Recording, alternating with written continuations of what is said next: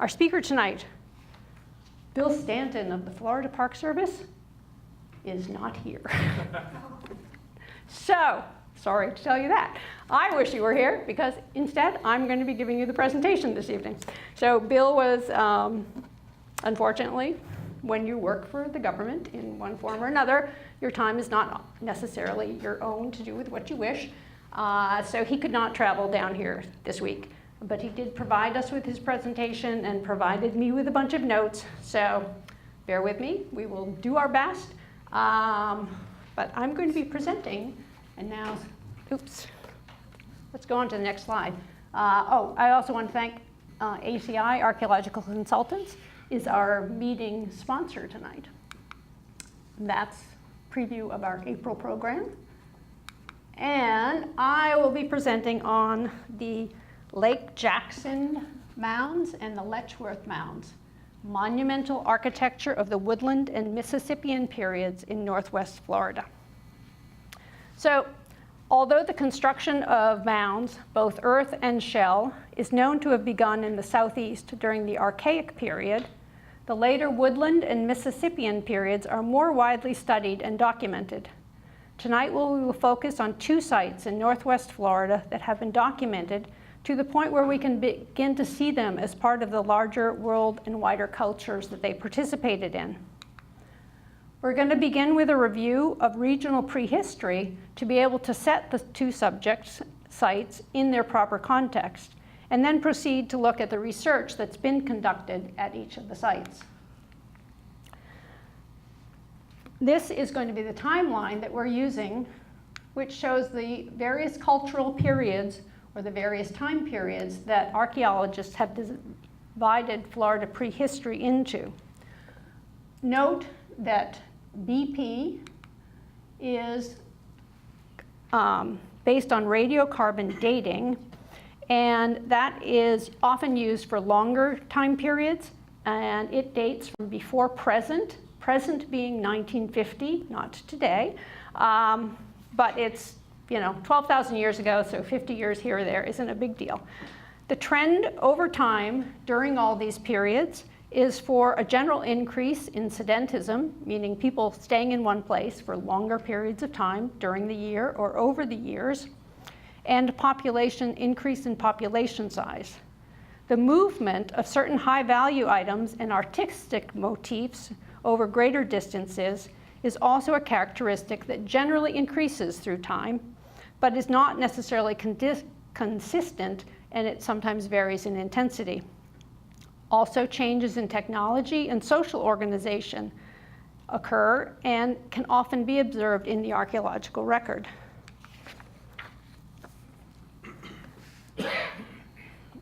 So this generalized timeline applies essentially to the entire eastern part of the United States. It's referred to as the Eastern Woodlands because that separates it from the Western Plains. And it's obviously because we have extensive forests across the landscape.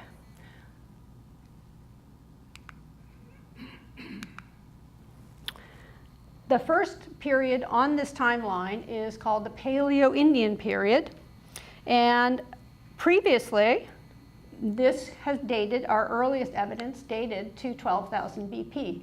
Well, just recently, within the last year or so, that date has now been pushed back to 14,550 years based on the dating of carbon samples from the Page-Ladson site, which is a submerged site in the Ocilla River in Jefferson County.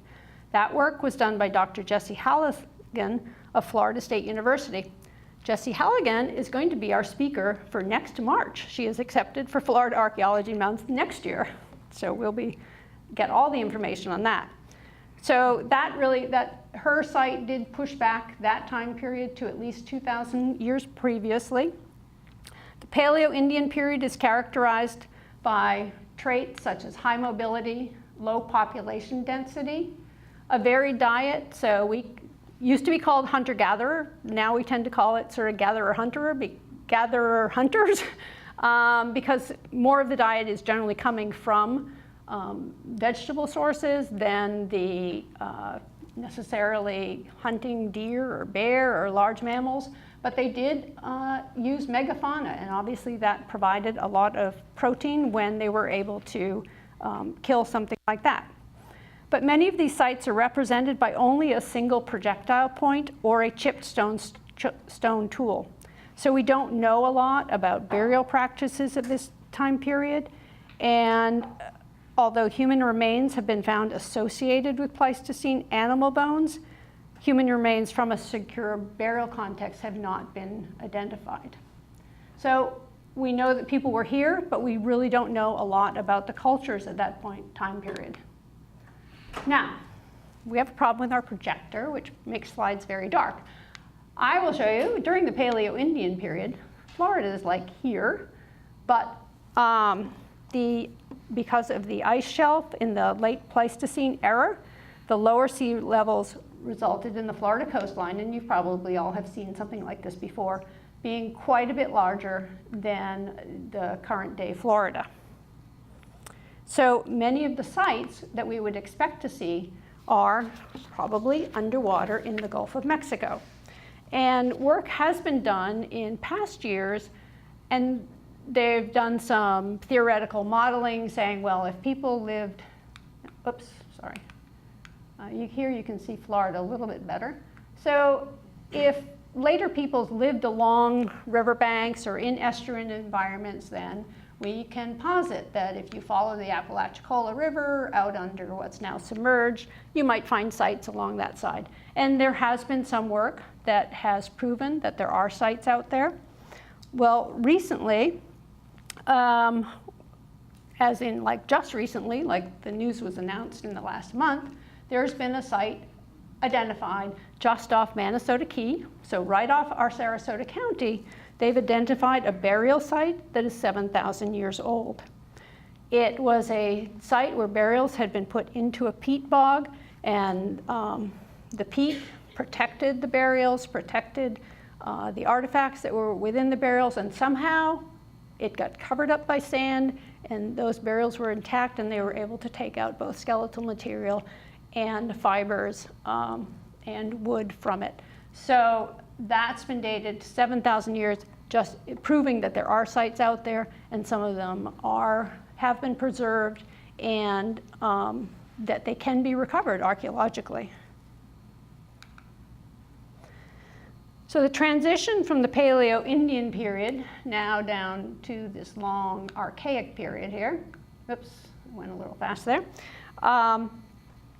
is characterized by a shift in global climate from the Pleistocene to the Holocene. Rising temperatures resulted in melting glaciers, sea levels rose, environment became more like what we see today. The megafauna remains that were found at the Paleo-Indian artifacts are no longer there. They've disappeared from the archaeological record by the time we get into the Archaic period. Stone tool forms seen during the Paleo-Indian period are replaced by different designs, and a greater variety of tool types appear to be developed during the Archaic. The features of the early Archaic, still high mobility, but we now see burials in ponds, as in the Windover site, which we'll talk about in just a second. Broad diets again, but still the site types that we're talking about, other than a very few, as in the Windover, are just very ephemeral lithic scatters, not much information.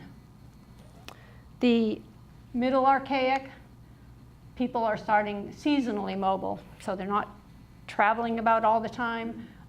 Maybe they're revisiting a certain site for foraging or for burying or having ceremonies, often throughout, year after year, but not being there all year long. Increased reliance on aquatic resources, so people are living on estuaries, living on long wetlands, harvesting shellfish. Burials and shell middens, and again, here we find lithic scatters, but also we find shell middens during the Middle Archaic. And the Late Archaic, low mobility, so people not moving around. They're more situated in one place, creating villages, starting to make pottery 4,200 years ago, fiber-tempered pottery. Fishing, including using canoes, burials and middens, and the villages. They're creating villages now, not just itinerant settlements. So an example of an early archaic site, the Windover site in Brevard County from 7,400 years ago. Burials in a peat bog. This is showing a picture of a burial with fabric covering the body and staked down by stakes from, so it stays underground and not rise by the water. And when this site was discovered, which was quite a few years ago now, but it was one of the first sites where they were able to recover wood fabric, like 14 different types of weaving these people were using, full skeletons with flex burials. There was information in those burials that showed that these people were taking care of their sick and their elderly for long, long periods of time. Children were buried with toys. There was so much in this site, and it's a really phenomenal, one of Florida's really phenomenal sites. And then the late archaic, historic Spanish Point, right down by us, is a late archaic period with large shell middens, a significant burial mound, and shell ring middens, which have a possible ceremonial use. So the early archaic sites, those are all those green dots up there. And it appears to indicate the early archaic people were focused on northern and central Florida. Middle archaic, quite a larger number of sites that have been discovered. And by the late archaic, again, both the number and geographic extent of the sites has increased, and presumably so has population. The rising sea levels have changed the environment.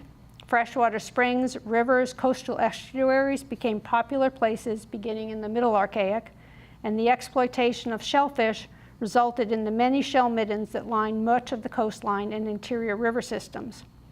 Fired clay pottery tempered with vegetable fibers appears in about 2000 BC and has been found throughout Florida. This practice is eventually abandoned in favor of other tempering methods by approximately 500 BC, when differing pottery types begin to delineate different cultural regions. So coming out of the Paleo-Indian period and the Archaic period, we are now into the Woodland period. And as the human population increased in the eastern woodlands, the development of pottery types over this entire area helps us to identify cultural styles and how various populations, various places shared these cultural traits and what they felt was important and how they expressed themselves within their own world. So the distribution of pottery types may indicate, or at least hint at, the geographic range of shared cultural beliefs. So this map is an illustration of what has been termed the Hopewell interaction sphere, named after the Hopewell sites in Ohio, which many people feel is the nexus, is sort of where these ideas came from, that it spread out from there. The term is used to describe long-range sharing of goods and raw materials. So in sites in Florida, we're finding artifacts made from copper that's coming from up near Lake Michigan, whereas in the Hopewell sites in the middle of the country, we're finding shells that came from the Gulf Coast. So now we're going to go from the wider view down to northwest Florida, bring it in a little bit closer to our featured sites here. And northwest Florida, these are all zones of somebody's division of Florida here. And we're going to be talking about northwest Florida. So the Woodland period in northwest Florida, as you see, we're now down to this yellow area here. We're into the Woodland period. Ranges, some places I see 1000 BC, other places 500 BC to 1000 AD. and increased regionalization. So regionalization meaning that what we see as characteristic in Northwest Florida is not the same as the Calusa in South Florida. There's different ways of expressing their culture. They're using, have different things as far as what they're eating, how they're building their villages, what part of the environment they're making the greatest use of. So that there's greater regionalization. Their burials are now going into sand mounds as opposed to shell mounds, beginnings of agriculture, especially in northern Florida. And we're starting to see the seeds of social stratification. So as villages get larger, as mounds get bigger, you need to build a society where some people are doers and other people may be telling them what to do. So we're starting to see social stratification during this time period.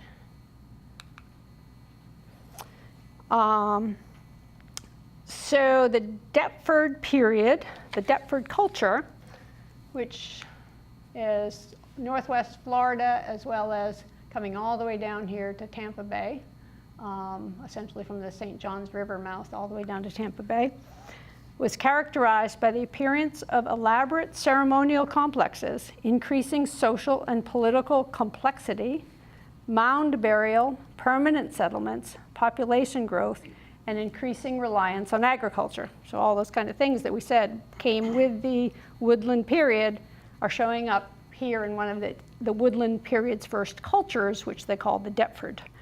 The Deptford is named for the Deptford area near Savannah, Georgia. So the way many of these cultures are named is they're named generally after a particular pottery style.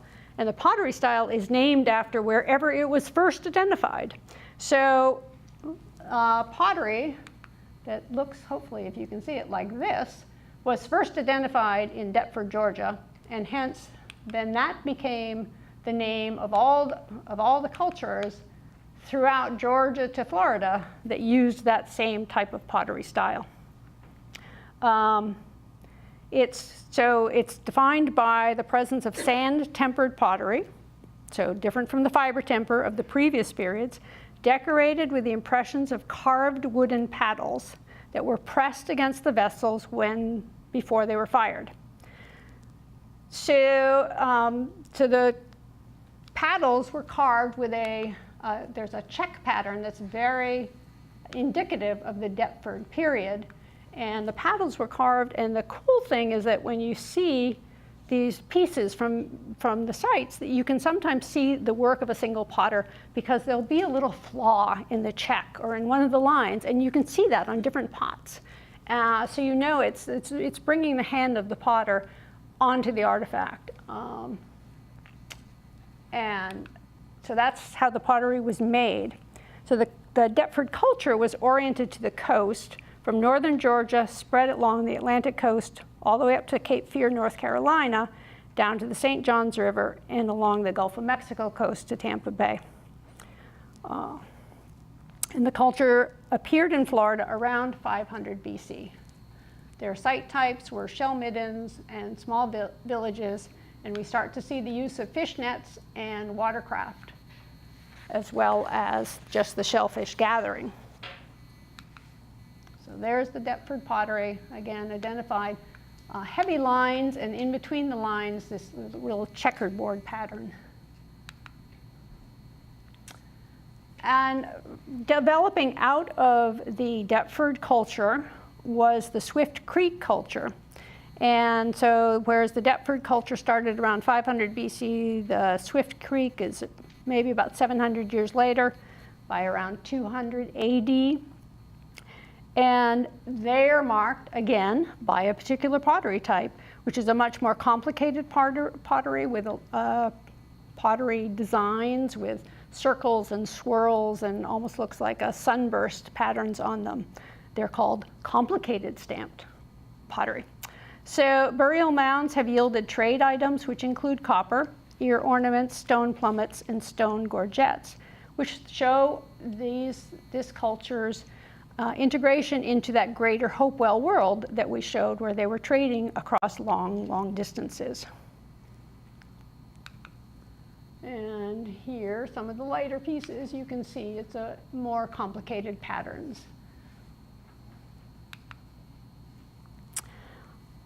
And the Swift Creek culture, again, same thing, burials in the sand mounds, village complexes, ceremonial centers. Deptford, but getting more complex. Until we get into the Weedon Island period, and Weedon Island cultures also defined by ceramics, and they fall into two categories, both secular and sacred. So they now have sacred ceramics, which are found primarily in mounds, and secular ceramics found mainly in middens and house sites.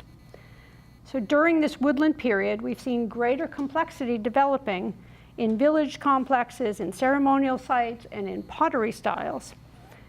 And the Letchworth Mound, which we're going to be talking about in a minute, is consistent with a Weedon Island site due to the presence of these style ceramics. And you can see, these are gorgeous. And if you've not been up to the Weedon Island site, which is north of St. Petersburg, they've got a great interpretation center there. And these pots are just stunning. Could you turn the mic up a little bit? Oh, I'm sorry. I need to get closer again. I probably was stepping away. Let me move it. Is that better? Yeah, it should be. Okay. Sorry about that.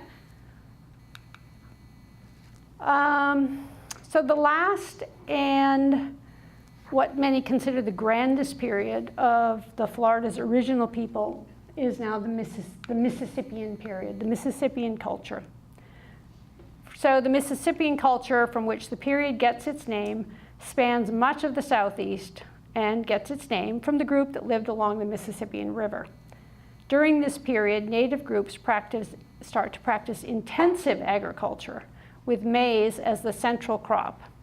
They change their landscape physically by large-scale construction projects like mounds, and socially by trading across thousands upon thousands of miles. Many cultures also developed chiefdoms, centralized political structures that ruled over large areas. The largest and best-known Mississippian cultural site is Cahokia in Collinsville, Illinois. At its height, Cahokia was larger than London in AD 1250, with populations of up to 20,000 people, spanning 6 square miles and featuring 120 mounds. The Mississippian period Floridians, including Lake Jackson, which we'll be talking about the site in a few minutes, did engineer their landscapes like many others from the Mississippian cultures. They built large mounds from sand and shell and dug extensive canal networks. Archaeologists have also found that people in Florida participated in the large trade networks. Artifacts, including copper objects and stone tools, as well as raw materials, have been found at sites in North Florida and beyond. And shells found at Cahokia were harvested from Florida's Gulf Coast. The last residents of the Mississippian period were here in Florida when the Europeans arrived, which means we have some written documents about them. But as those groups interacted with the Spanish, their cultures began to shift and change, which then would move us into the contact period, 1500 to 1700, and the Spanish are reporting chiefdom organizations, very complex political social hierarchies, agricultures in Northwest Florida, and we start to see then, though, influences from European cultures through the missions and through trade goods, European trade goods at sites. And beginning with the contact period, as opposed to naming the cultures after where their pottery was found, we now can name the cultures after what has been reported as their tribal names. So, on to the Letchworth Love Mound. So we're going to be talking about two sites. They're both part of the Florida State Park system. They are both in North Florida. One is a Woodland period site, and one is one's a Weedon Island period site, and one is a Mississippian period site. And they both had extensive archaeological work done on them. So the Letchworth Love Mounds site is located within Letchworth Love Mounds Archaeological State Park, which is one of 175 properties within the state park system, managed by the Department of Environmental Protection. It is northeast of Tallahassee, very near the town of Monticello, and it is right the south margin of Lake Miccosukee, although it's not near the lake today, or not that close to the lake today. It's speculated that during the Weeden Island period, when the site was occupied, that the lake shore might have been much closer to the site, but the lake margins have changed. This is just some information about the state park. It's 190 acres and originally purchased, because of the archaeological site, 81 acres was purchased in 1992 and turned over to the state in 1996, and more acres were acquired in 2005. And this is a picture of the Mound 1 at the Letchworth Mound site. So this mound is 50 feet high. It is the highest prehistoric earth mound in the state of Florida. And it has, if you can sort of see through the light here, it has a ramp feature from its southern face up to the top, which is also fairly unique. The green is the outline of the state park, and the red is the outline of the archaeological site as determined by testing. So the knowledge about the mound was very slow in coming to the attention of scientists. In contrast to the major mound investigations taking place in the 1840s by the Smithsonian in the Mississippi Valley, Florida in general was largely overlooked by scientific institutions until after World War II. Interestingly, in the early 1900s, it did get visited by the Florida Geological Survey. It did not get visited by Gordon Willey and I forget Woodbury's first name in the 1940s, who did a very large and what most people consider very comprehensive survey of the mound sites in North Florida, but they did not come here. This is a picture from the 1932 Geological Survey with the property owner at its base and the geology guy up here at the top. Here's the property owner here. Gives you some scale as to really how tall this mound is. So in the later parts of the 1900s, we had one archaeologist looking for it and not finding it. He did find a mound that was down the road from it, but he didn't find the largest one in the state of Florida. We don't know why. And then Gene Fryman was a survey archaeologist and did record the mound, gave it the number of 8, JE for Jefferson County, number 337, and named the site the Letchworth Mounds, which was after a local property owner. Also noted 8 other smaller mounds nearby, and possibly another 20 believed in the area. Then 87, archaeologist Calvin Jones conducts the first systematic surface reconnaissance, and in 1992, the state acquires it along with a collection of 5,264 artifacts. Most of it Weeden Island type artifacts. So this is Calvin Jones's original sketch of the property, and this is the central mound is shown on the sketch right here. And he's proposing it for the state park. Then in 2001, we have a detailed topographic map made. 2003, we do a big archaeological survey.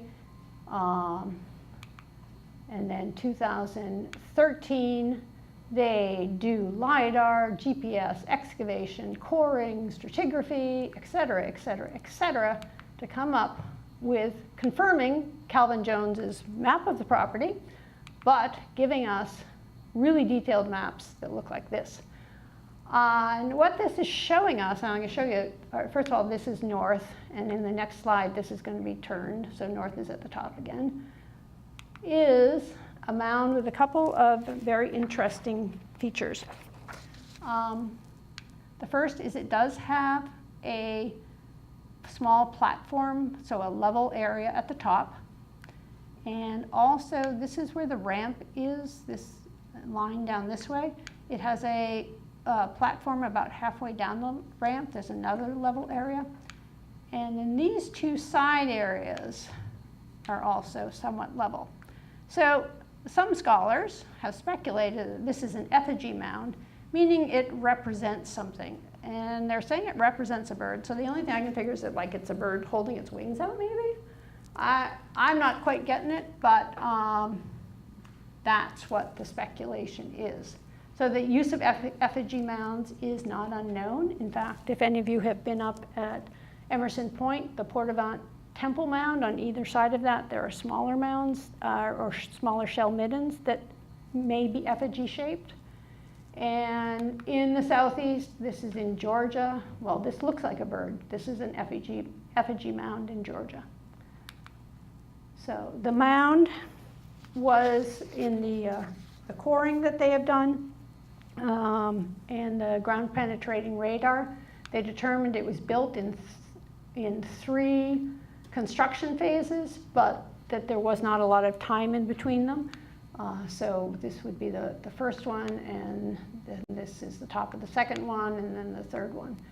And I asked the archaeologist whether they knew the dates, and he said they hadn't done any dating when they figured this out, when they did the ground penetrating radar and they did the coring to get the construction details, but they weren't able to date anything as part of that. So we don't know how much of a time period elapsed between the 3 construction periods.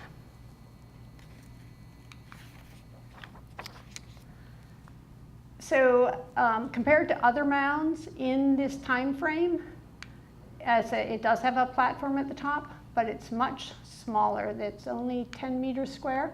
And compared to like the Kolomuki mound here, which he doesn't give me the size of, but apparently it's much larger because Bill said that this is much smaller than others that would be found during the same period.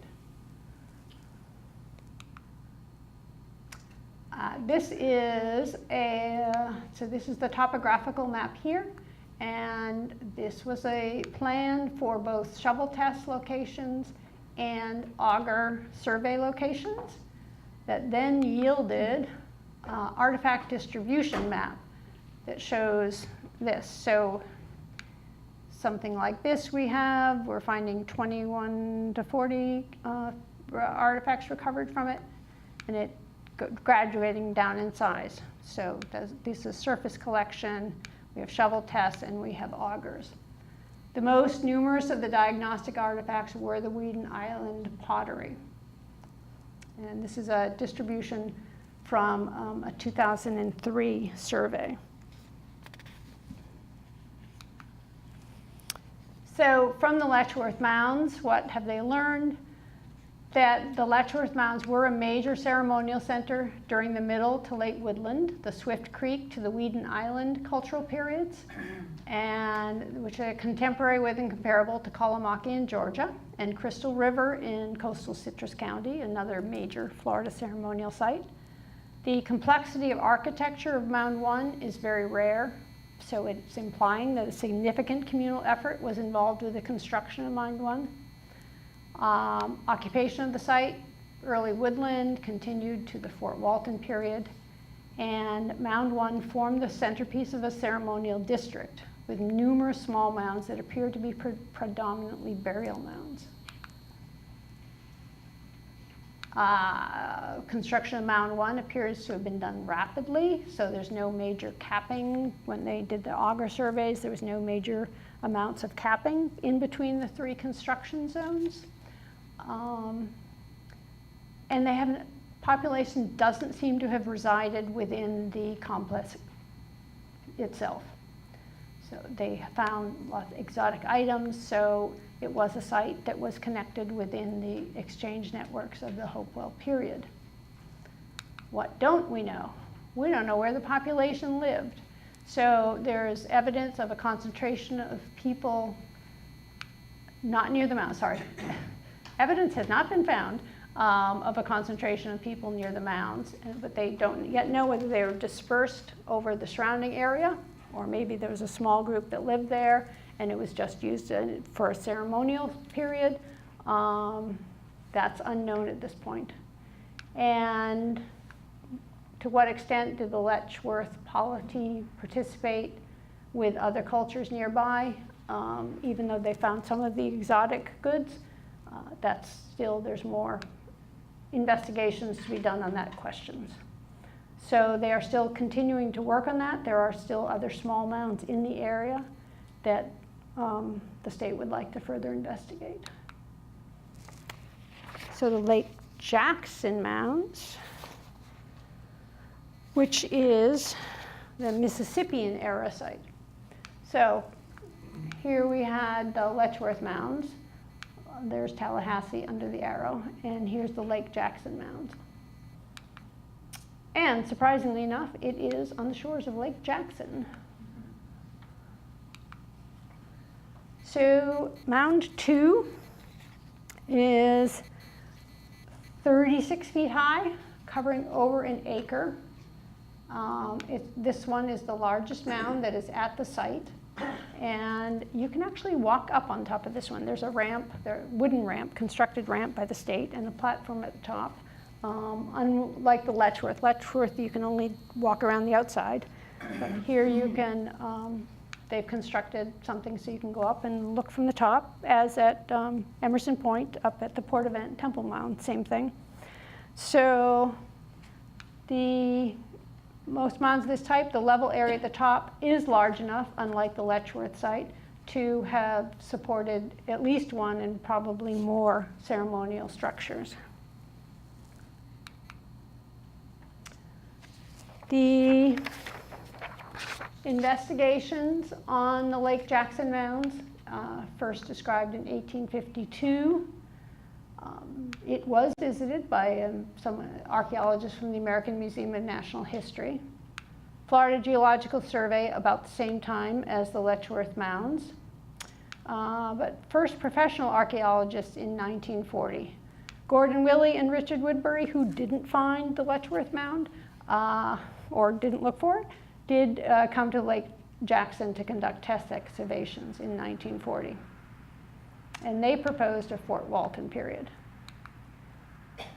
This is one of those 1932 pictures with a person standing right in front of the mound here. What do I have on my notes here? 1947, we had more extensive excavations and found structures west of the mound, and also identified a plaza between Mound 2 and Mound 4. And those excavations confirmed that it was a Mississippian period site. Griffin also profiled a vandal cut in Mound 2, which revealed at least 2 building episodes. And then in the 50s, excavation with lost field notes. So this is the map of the Lake Jackson site. So here we have the very large Mound 2. Here we have the Mound 4 that's been referred to. This area here is what they're referring to as the plaza.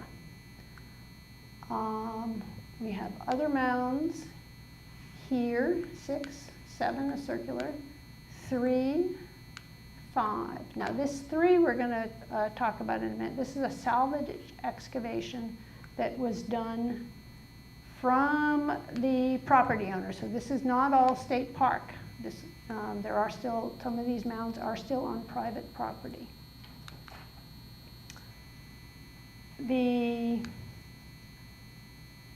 Some of the features were discovered when archaeological testing before they were building some park facilities.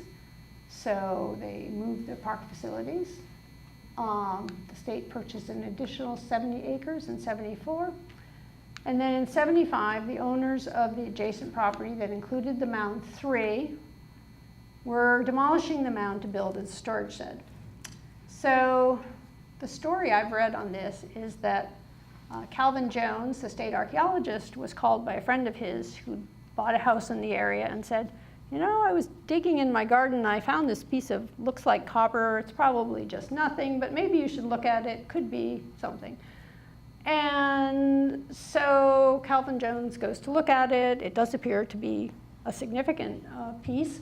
And he said, well, where did this dirt come from? Oh, well, it came from the guy who has a dirt moving company. And that's the neighbor who was demolishing the mound, which apparently he'd been trying to get the state to buy for quite a period of time, but the state hadn't bought it. So he finally decided it wasn't worth much and started to expand his storage shed.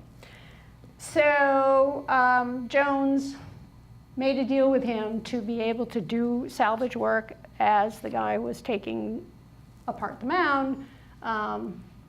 Jones was getting burials, getting artifacts, drawing profiles while that was going on over a period of a number of months, but came up with some amazing, if he hadn't been there, and the loss would have been incredible. So this is the Mound 3 in the middle of being probably halfway taken down. And this is the stratigraphy he was able to do of it. And it's showing, I can't read this very well, but they're able to identify how the mound was constructed, where the soils were coming from that was used to it. I think I read someplace that they found some corn cobs at the bottom that might have marked the beginning of the construction period. And they came up with an incredible wealth of artifacts. So part of what they came up with are these amazing breastplates from burials, so of which some were likely lost during the demolition, but they found some burials in wooden tombs that had been laying on reed maps, wrapped in leather, and then they found these copper plates in the style of the Hawkman dancer, similar to what is found in Etowah and other major Mississippian mound centers. And this is like 9 inches by 21 inches copper breastplate. And this was just identifies this site as an amazingly rich site and important site within that world.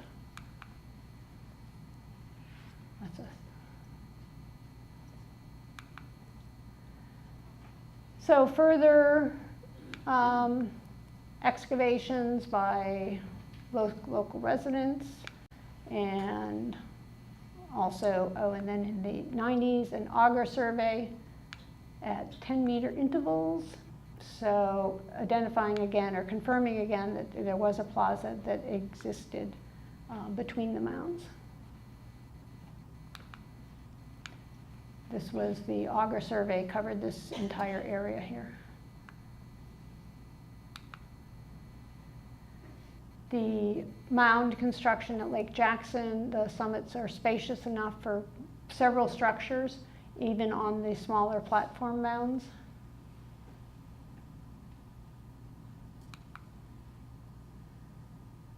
And most recently, outside the park boundaries, they did find a piece of Spanish pottery that could indicate that there had been a mission site here, which had been speculated previously. So we've learned that Lake Jackson was a major regional capital during the Mississippian period, and it supported a stratified social-political system. So when you have mounds, you've got to have people to build them, you've got to have people telling them to do the work, and you've got to lay in food to be able to feed those people and the larger population that has to be there when the work is being done, as well as during ceremonial periods. So individuals invested with power and authority over the population ruled a socially stratified society. And one expression of this is through monumental architecture. And that is one of the major things that characterizes the Mississippian period in the Southeast.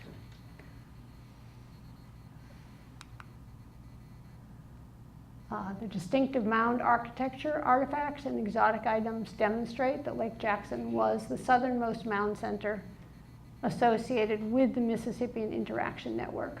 No. Okay, we're going to have Gail answer questions in a few minutes. I'm reading. And first occupied briefly in AD 1100 and then continuously occupied for 250 years, but abandoned prior to DeSoto's Entrada. So it was the immediate predecessor of the Appalachian Kingdom that confronted DeSoto. After Letchworth was abandoned, the pottery analysis and dates suggest a time gap of over 100 years and possibly as much as 300 between the end of Letchworth's major period of occupation during the late Woodland and Lake Jackson's establishment during the early Mississippian. When DeSoto arrived, the Appalachians were not living at mound centers any longer. And they were living in Appalachian towns, which were extensive with many houses, but not palisaded and not mounds. So one of the major questions is why? Why had they left the mounds? Why had they given up? Oops. I guess that was the end slide. Let's see. Oh, now I have to go to my computer.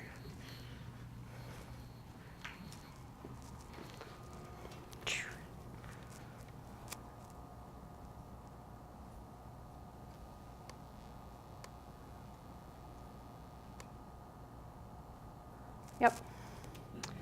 So that was the last slide. And my main question, and I asked Bill Stanton, whose presentation this is, whether there had been any, whether anyone had come up with any theories as to why the end of the mound culture and before the DeSoto period, why they moved from the Lake Jackson mound centers to villages. And he said he wasn't aware of certainly any consensus. One of the theories is that there had, even before the arrival of DeSoto, that there had been some major disease that had affected the population. And so possibly if there had been a major die-off, then a collapse of their whole worldview led them away from this wasn't working any longer and led them to form a different type of structure in their society. So that's Bill Stanton's presentation, folks.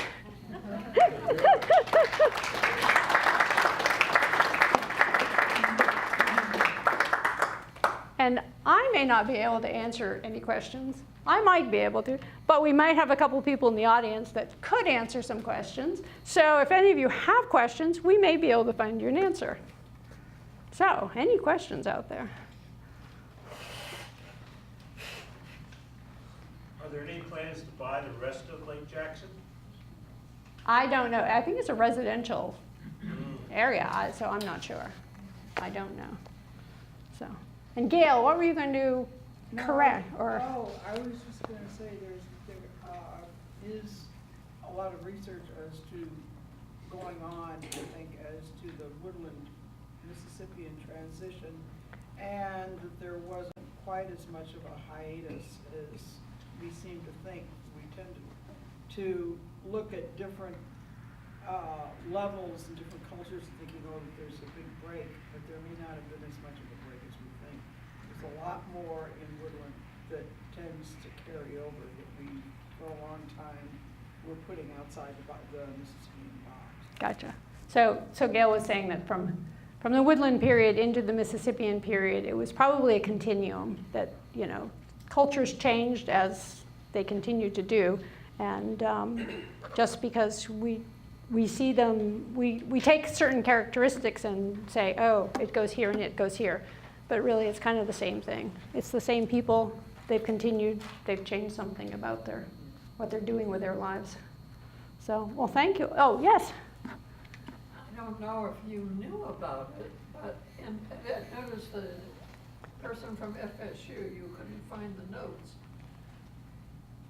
Up until 1951, at least, there were a lot of artifacts over the dining hall there. And then when I was back later, in the 60s, they told me it had been moved to the University of Florida. And maybe those notes went with it. That may be. Be something to check. Moving of notes and things from one institution is a way we have lost a lot, unfortunately. Yeah, that's a good way to lose things. Yes? What happened to Mound 1?